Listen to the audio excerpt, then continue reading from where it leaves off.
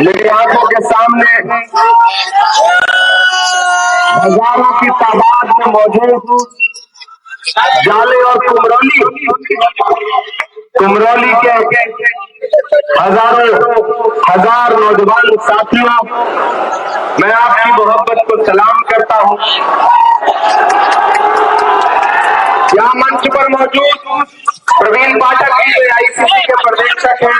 आमिर इकबाल साहब हमारे बहुत अच्छे साथी, हाजी पासवान जी, राम बाबू जी, हरीश सिंह जी, ललन पासवान जी, विश्वनाथ जी, उपेंद्र राय जी, हमारे एआईसीसी के नेशनल सेक्रेटरी और बंगाल के प्रभारी जमाल अहमद साहब, जमाल हसन साहब, डॉक्टर जमाल साहब, शादी खानू साहब, रंजना कुमारी जी, प्रोफेसर अरुण कुमार झा जी, विराज जी, और आपके संगठन के लोकप्रिय साथी सैयद तनवीर अनवर साहब, शमीम राइट साहब, डॉक्टर अफरोज साहब, और आपके चहेते प्रत्याशी भाई ऋषि मिश्रा जी। हम सफर में किसी हमनशी से निकलेगा, हम सफर में किसी हमनशी से निकलेगा, हमारे कांटा हम ही से निकलेगा, और वतन की रेत मुझे एरिया रगड़ने दे, मुझे यकीन है पानी यहीं से निकलेगा। ये कुमरौली की तारीखी सरजमीन है। हमारे यहाँ उत्तर प्रदेश का ये बताया जाता है कि कुमरौली में तो परिंदे भी पढ़े लिखे होते हैं। लोगों का गाँव है, और मैं इस मिट्टी पर आकर के आपसे एक बात कहना चाहता हूँ साथियों, कि पूरे बिहार में बदलाव की एक लहर है, बदलाव के लिए तैयार है बिहार। एक नौजवान मुख्यमंत्री तेजस्वी यादव को चुनने जा रहा है बिहार। ऐसे में यहाँ हजार की तादाद में मौजूद साथियों से अपनी गुजारिश करूंगा कि इस चुनाव में एकजुट होकर के महागठबंधन को जिताने का प्रयास करिए, कोशिश करिए। आपका जो विधायक है वो नकली दवाइयों का कारोबारी रहा है। ऐसे में अब नकली दवाई खाने का समय जा चुका है। पूरे बिहार में एक तरफा महागठबंधन की लहर चल रही है।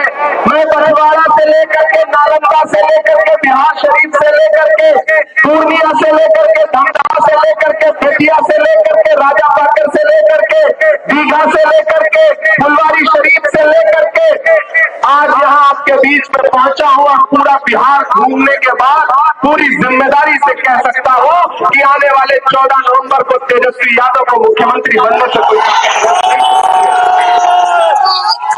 मैं यहाँ आपसे ये कहने आया हूँ कि कांग्रेस पार्टी ने ऋषि मिश्रा को आपका प्रत्याशी बना करके आपके बीच में भेजा। मेरे नौजवान साथियों, जब मकसद बड़ा होता है तो छोटी छोटी चीजें नजरअंदाज करनी पड़ती वो भैया मेरी बात को बहुत समझदारी से और ध्यान से सुनना कि मरहम की लालच में अपनी दुखती रग का पता दुश्मन को देना सबसे बड़ी बेवकूफी होती है। कम बोलूंगा, ज्यादा समझना। यह चुनाव एक्सपेरिमेंट करने का चुनाव नहीं है। मैं उत्तर प्रदेश से आया हूं, मैं देख रहा हूं लोगों के उजड़ते हुए आशियाने, मैं देख रहा हूं असम में लोगों के टूटते हुए घरौंदे, मैं देख रहा हूं मध्य प्रदेश में किस तरह से सांप्रदायिक एजेंडे को लागू करने की कोशिश की जा रही है। ऐसे में यह इलेक्शन एक्सपेरिमेंट करने का इलेक्शन नहीं है, यह इलेक्शन बिहार में सरकार बदलने का इलेक्शन है। नीतीश कुमार जी बीमार है। कल मोदी जी पटना में रोड शो कर रहे थे, अपने साथ में नीतीश जी को खड़ा भी नहीं किया उन्होंने। इसका मतलब क्या है? इसका मतलब है कि काम हो चुका है। भाजपा समझ चुकी है कि नीतीश जी जा रहे हैं, भाजपा जा रही है, इसीलिए नरेंद्र मोदी जी नीतीश कुमार को अपने साथ खड़ा भी नहीं कर रहे हैं। वरना पटना में रोड शो हो और नीतीश जी जो एनडीए गठबंधन का चेहरा हो सकते हैं, उनको नरेंद्र मोदी अपने साथ में खड़ा भी नहीं कर रहे गाड़ी पर। इसका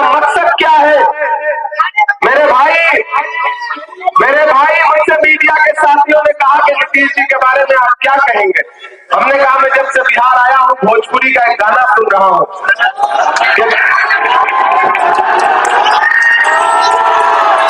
बहुत समझदार लोग हैं ऋषि भाई आपके यहाँ। ये बिहार है साहब, ये उड़ती हुई चिड़िया के पर पहचानता है।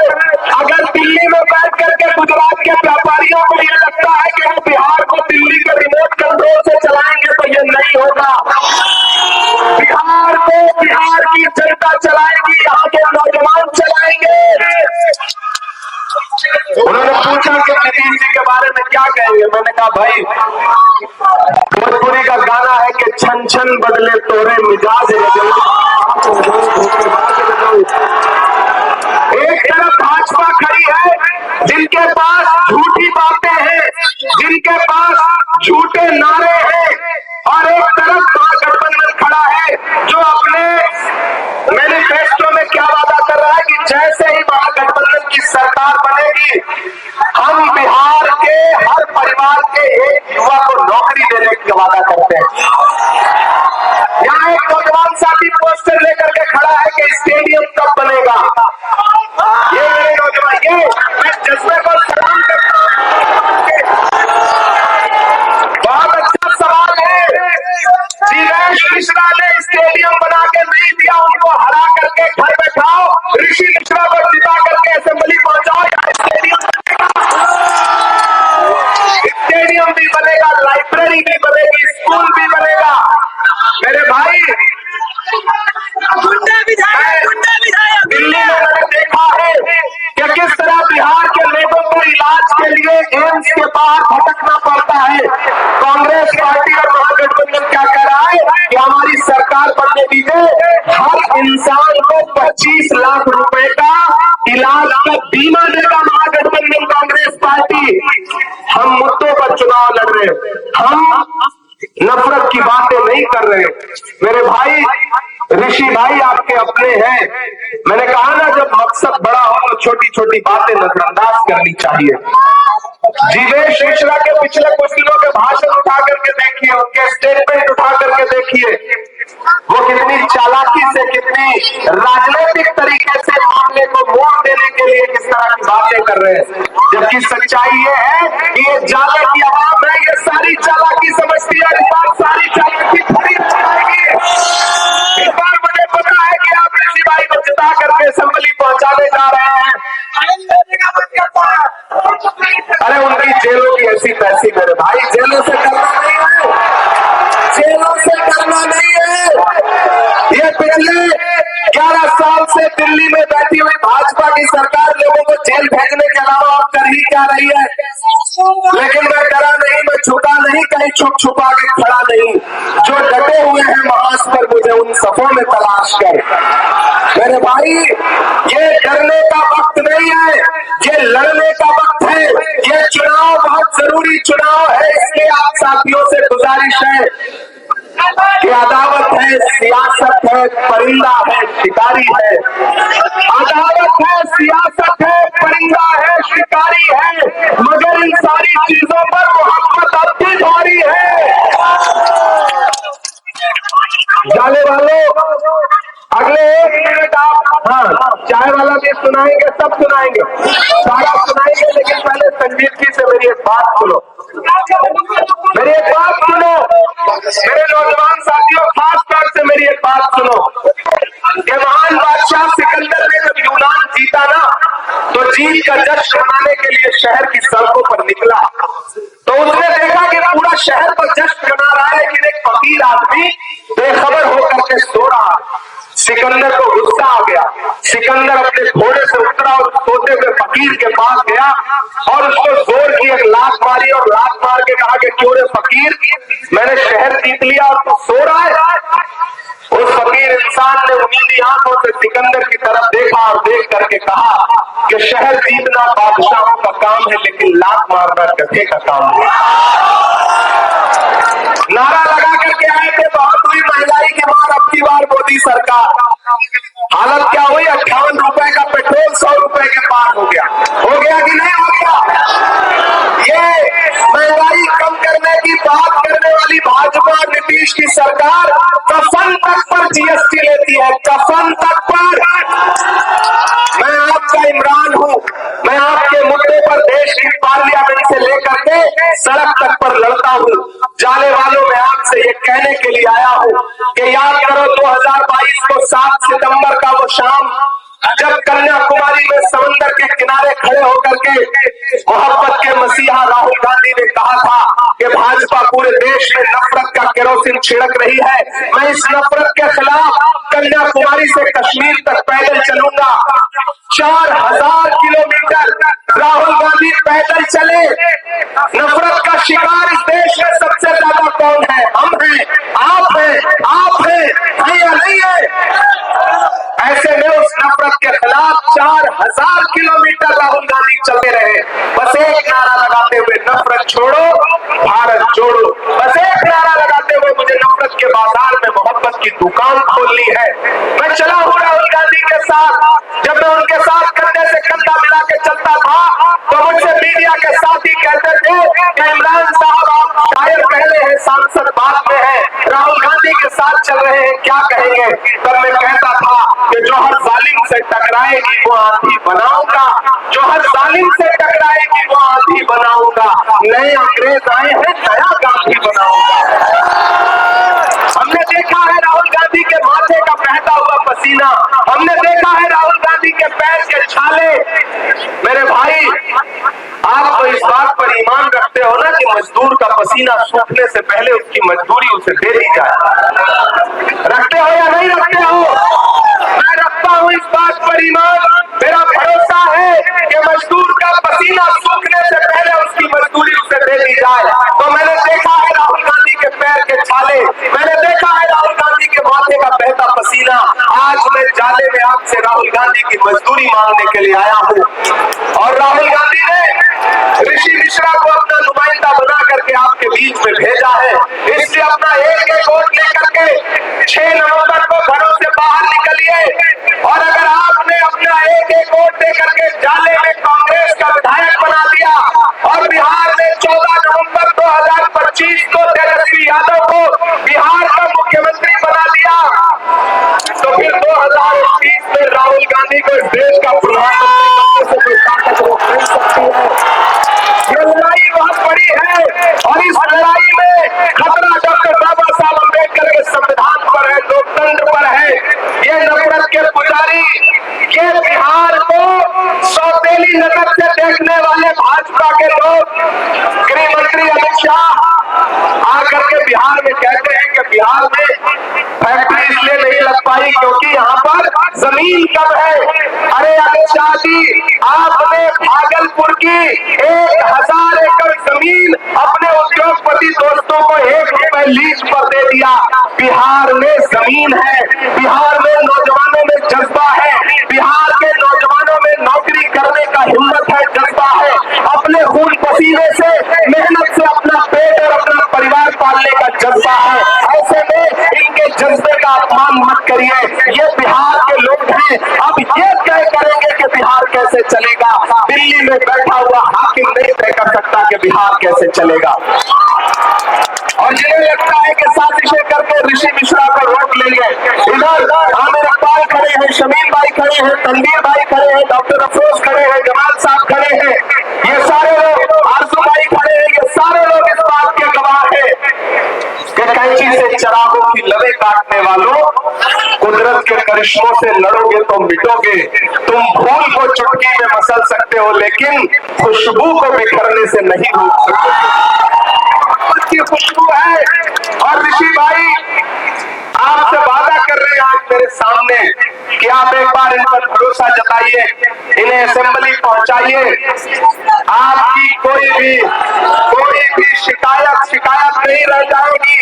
स्टेडियम का वादा मैं यहाँ खड़ा होकर कर रहा हूँ और अगर देरी हुई तो मेरे पास आइएगा, मेरा दामन पकड़िएगा, मैं आकर के ऋषि जी का हाथ पकड़ के कहूंगा कि मैं आपकी मीटिंग में वादा करके आया था, आपको एक काम करवाना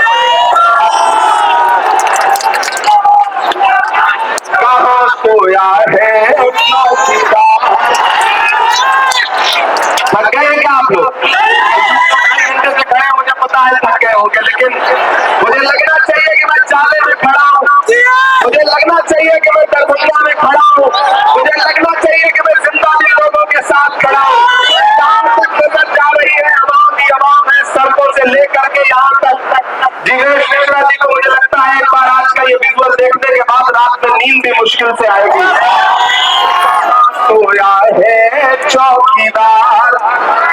सोया है चौकीदार।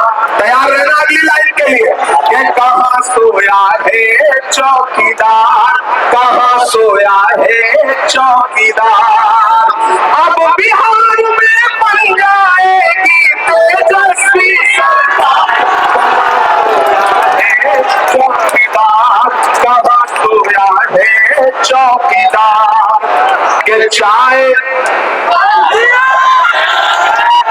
समझदार लोग हैं बिहार के, बस चाय का नाम ले लीजिए तो स्वाद आ जाता है। कि चाय बेचने वाला पूरा भारत बेच रहा, बेच रहा कि नहीं बेच रहा, बेच रहा कि नहीं बेच रहा। तो चाय बेचने वाला पूरा भारत बेच रहा है, इसी काम में हासिल से भारत बेच रहा है। कि रेल बिक गई, तेल बिक गया, बिका हवाई अड्डा। अगली लाइन पे तैयार रहना चाले वालों, गुमरानी वालों। कि रेल बिक गई, तेल बिक गया, बिका हवाई अड्डा।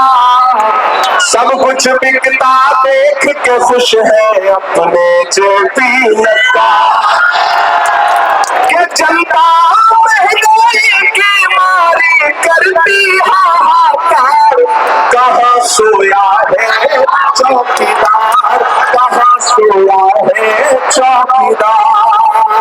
उठाइए अपना एक एक हाथ पीछे पर, उठाइए अपना एक एक हाथ और मुझे भरोसा दिलाओ चाले वाला, सड़क पर जो लोग खड़े हैं उनका भी हाथ उठा हुआ है। ये बताता है कि आप किस तरह महागठबंधन के लिए दीवाने हैं, किस तरह कांग्रेस प्रत्याशी ऋषि मिश्रा को जिताने जा रहे हैं। और ईवीएम में एक नंबर पे, मतलब पहले से ही एक नंबर पर है, पहले से ही एक नंबर पर है। तो क्या ये जीत की माला अभी से पहना दी जाए? मेरे भाई एक चीज बहुत संजीदगी से आखिर में सुनना, सियासत जज्बात का नाम नहीं है, सियासत अक्लमंदी और होशमंदी का नाम है। सियासत सारे समाजों को साथ लेकर के चलने वाले शख्स का नाम है। और जब सब साथ चलते हैं तो जीत होती है। हर वफा जिंदे जावेद नहीं होती है, दिल का हर जख्म कहीं दिल का दौरा बनता है। जब शहंशाह भी हो, इश्क भी हो, दौलत भी, तब कहीं जाके कोई ताजमहल बनता है। ताजमहल बनाना है इस बार सरकार बनानी है बिहार में, और नफरत वाली ताकतों को बेसिर पैर वापस लौटाना है। इसलिए भाई ऋषि मिश्रा को जिताइए, असेंबली पहुंचाइए। मैं आपको भरोसा दिलाता हूं कि आपके मुद्दों पर ऋषि मिश्रा उसी तरह खड़े नजर आएंगे जैसे एक बेटे को एक भाई को खड़ा नजर आना चाहिए। बहुत शुक्रिया, बहुत बहुत शुक्रिया।